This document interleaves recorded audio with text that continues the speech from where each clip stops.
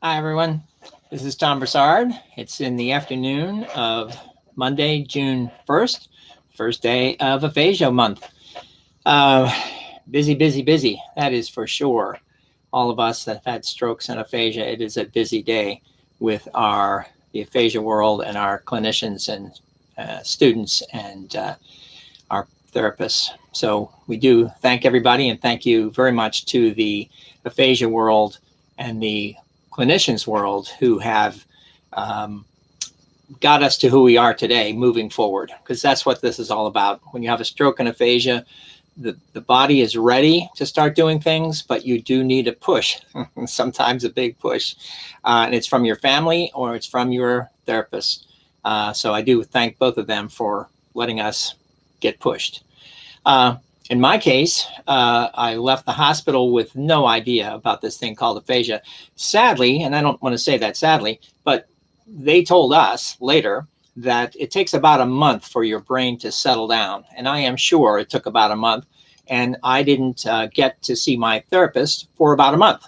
They gave me a prescription that I would go to the next rehab hospital and see my therapy. And it was about a month later, and my brain did settle down. I really didn't understand much about what was going on, even though I was able to walk and do other things on a day-to-day basis with having trouble sleeping. I really had no idea. But so that was a month. And then started my therapy. And within a couple of sessions, as my brain continued to settle down, I began to ask what this thing aphasia was, especially the awareness of deficits. I kept saying, "What does this mean?" And they said, "Oh, it's okay. You know that you're doing better. You know that you're able to speak well, and so on." But I still didn't understand what the deficits meant. Awareness of deficits. But I did continue to ask, in whatever words I was using, for a plan. Was there a plan to get better? In my life, I always needed a plan. Whatever it was, I needed a plan. And the therapist, who was wonderful, she said, there's no plan per se, but word finding and repetition is what we are working on. That's what we have to do. So from that day forward, I kept thinking, but there must be a plan. There must be something that I could have in my hands when I leave the hospital. Since I do not know anything about what this thing aphasia is, I really need something for me and our family so that they have something to hold for days, weeks, and then finally a month or two until you get to see your therapist. And in my case, after now it's been 5 years since I started being able to write well, I started thinking that I would write a book that would be a nice small book, the kind of book that a person like a person with aphasia has, stroke and aphasia, so that on the day you leave that hospital, you need that thing with you. So you finally have something, as opposed to sheets of paper that came off the website that said, here's this thing called aphasia. I really needed more of a plan, and that is what I did. And as of today, my fourth book is The ABCs of Aphasia. This is the plan. This is the beginning, because this you get given by somebody. It is written by a person with aphasia. Everybody on the outside, on the back side here, also had stroke and aphasia. This is what everybody needs to get, even if you're unaware, because I was still unaware. But the day came when I became more aware. My family would have known it, and they would have looked at this over and over. Big glossary would have given them a lot more information. Never mind all of the images that allowed people, even me, I wouldn't have known much, but I could have looked at these pictures and I could have said, all right, I don't know what this thing is, but it must have something to do with my body and my brain. So that is what this book is. This is the beginning of a plan. You would like to have another plan, that is for sure. But given that the difference between having a plan or being aware, A, of a plan, or B, that you may or may not be aware yet, to put things together to make a plan, you need something in your hand so that every time you're thinking about what you're going to do going forward, you need something physical. that every day it sits here. Nothing on the computer, nothing in pieces of paper. This is something that you can feel and understand, and the day will come when you become aware. And that is what all that time took for me. And it's taken me 5 years to make this work for everybody with stroke and aphasia. And this month is aphasia month. Last month was stroke month. And this is the beginning of the next 5 years. After the last 5 years of trying to figure out aphasia and awareness and making sure that more and more people know more about it. The next 5 years, I'm working on with many people to become more aware of aphasia for the wider public. Because if there's 2.5 million people that have stroke and aphasia, or at least aphasia, the rest of the population, several hundred million people, 300 and some million people, do not know anything about stroke and aphasia. And sadly, many hospitals don't either, although all the nurses and the doctors know what it is, but it is not on their website, typically. My local hospital, many large hospitals, largest in their states, do not even use the word aphasia. The lexicon is not there. So this also is part of that. Every single person, I'm going to ask various people to have hospitals have it donated so that the hospitals can then hand them out through their SLPs, staff, to hand it to people when they leave. This is its own prescription. This is what you need, because you have to work on this without yet knowing that you have to work on this. But it has to be put in their hands. So that is what I'm working on. That is the beginning of this. And it's another 5 years, although I'm calling it Aphasia Awareness Go Viral 2024, because the last 4 years, we had the National Aphasia Association had a survey 4 years ago in 2016 about aphasia awareness. 8.8% were aphasia aware.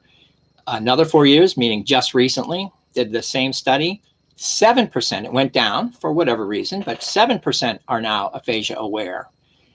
I figured 4 more years to work on 2024. We have to get far beyond 7 or 8.8 or 10 or 20. We need to work hard. When I said go viral, obviously with any number of things of which the wider public are unaware a few months before, now we all know about COVID. That's what we need to do with aphasia, because the wider public was at 0 and now at 100. For the last 40 years, the wider public are still relatively unaware about aphasia, which is a huge component of stroke disabilities. 30 to 40% of people with stroke acquire aphasia, yet nobody knows. 100% know about stroke, but you get aphasia, you walk out that door, everybody and your family know nothing about aphasia. 30 to 40% are walking out with aphasia. So this is a big deal that we have to work on, and we have to go viral with aphasia awareness for the next 4 years. We absolutely have to do that. What I used to call a battle plan. This is a battle plan, although all in a good way.